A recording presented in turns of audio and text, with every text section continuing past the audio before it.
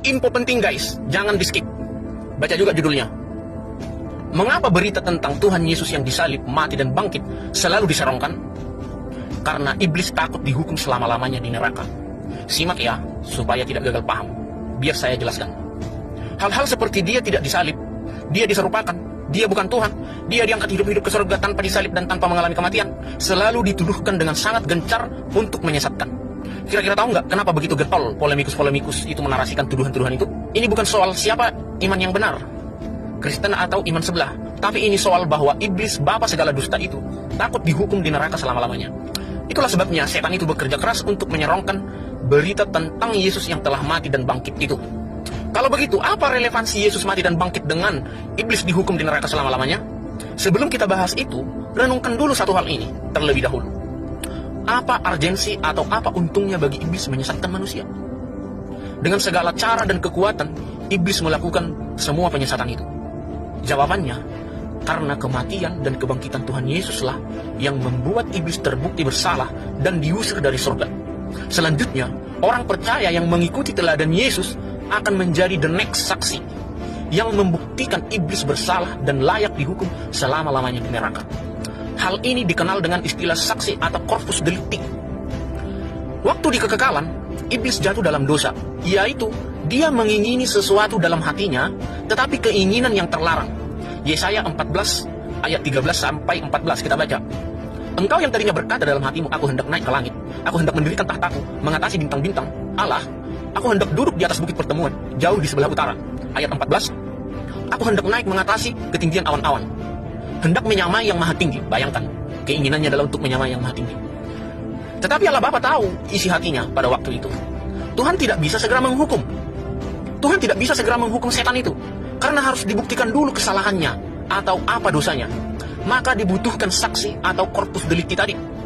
Lalu diadulah si setan itu dengan Adam dan Hawa di Taman Eden. Tapi sayang, Adam dan Hawa kalah.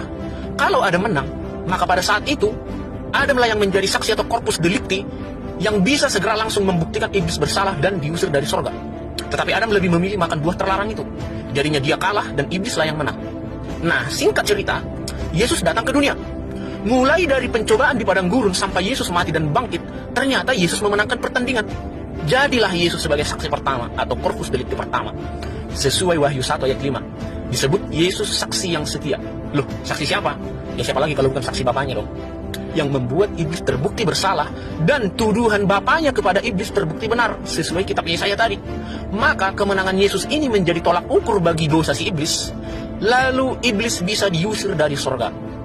Waktu itu sebelum Yesus mati dan bangkit, iblis dalam kitab Ayub masih punya akses di kerajaan sorga, yaitu ketika iblis masih bisa menghadap Tuhan dalam Ayub 1 ayat 6 sampai 7.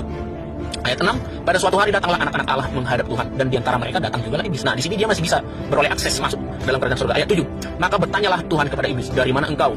Lalu jawab iblis kepada Tuhan, dari perjalanan mengelilingi dan menjelajah bumi. Jadi dia bisa berkeliling surga maupun berkeliling bumi. Nah, dari ayat itu kita tahu dia masih punya akses masuk, keluar masuk surga. Tetapi beda cerita setelah Yesus mati dan bangkit. Bisa kita pastikan iblis sudah tidak punya akses masuk dalam kerajaan surga. Kok bisa? Begini, sebelum Yesus mati dan bangkit, Yesus pernah berkata seperti ini, aku melihat iblis jatuh seperti kilat dari langit. Lukas 10 ayat 18, kita baca. Lalu kata Yesus kepada mereka, aku melihat iblis jatuh seperti kilat dari langit. Tentu ini bukan jatuh benaran, melainkan ini hanya penglihatan, dan sekaligus Yesus bernubuat bahwa nanti lewat mati dan bangkitnya Yesus, iblis akan terbukti bersalah dan Yesus benar. Lalu iblis tidak beroleh akses lagi masuk surga, diusir. Karena dia mengingini menyamai yang maha tinggi. Itu terbukti. Nah, jadi saya yakin sekarang ini iblis sudah tidak ada akses keluar masuk kerajaan surga. Dia berkelana di muka bumi saja. Nah, selanjutnya orang-orang percaya yang hidup meneladani Yesus akan menjadi the next saksi, the next corpus delicti, yang menjadi tolak ukur dan bukti bahwa iblis bersalah dan layak dihukum di neraka selama-lamanya. Kalau corpus delicti pertama Yesus bisa mengusir setan dari surga, corpus delicti selanjutnya bisa menjebloskan iblis ke neraka. Kita lihat dulu dalilnya. Wahyu 6 ayat 10. Dan mereka berseru dengan suara nyaring, katanya, berapa lamakah lagi, ya penguasa yang kudus dan benar, engkau tidak menghakimi dan tidak membalaskan darah kami? kepada mereka yang diam di bumi. Nah, tadi iblis sudah berkelana di bumi ya. Wahyu 6 ayat 11. Dan kepada mereka diberikan sehelai jubah putih, dan kepada mereka dikatakan bahwa mereka harus beristirahat sedikit waktu lagi, hingga genap jumlah kawan-kawan, pelayan dan saudara-saudara mereka yang akan dibunuh sama seperti mereka. Di situ dikatakan dibutuhkan sejumlah kuota yang mati martir atau sejumlah corpus delicti yang mati. Di mana para saksi ini, para corpus delicti ini meminta pembalasan terhadap mereka yang telah ditumpahkan darahnya. Sebagian sudah ada, hanya menunggu sebagian lagi. Tapi kita tidak tahu berapa banyak kekurangannya, hanya Tuhan yang tahu.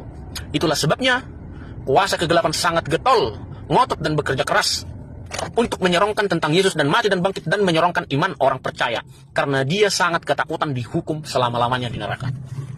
Jadi yang bisa dilakukan iblis saat ini adalah menunda waktunya dengan cara menyesatkan banyak orang. Itulah sebabnya kalau kita melihat apologet-apologet sesat, guru-guru palsu, nabi-nabi palsu, dan polemikus-polemikus itu nyinyir, yang mencoba terus menerus menyerongkan iman Kristen, itu adalah kaki tangan iblis.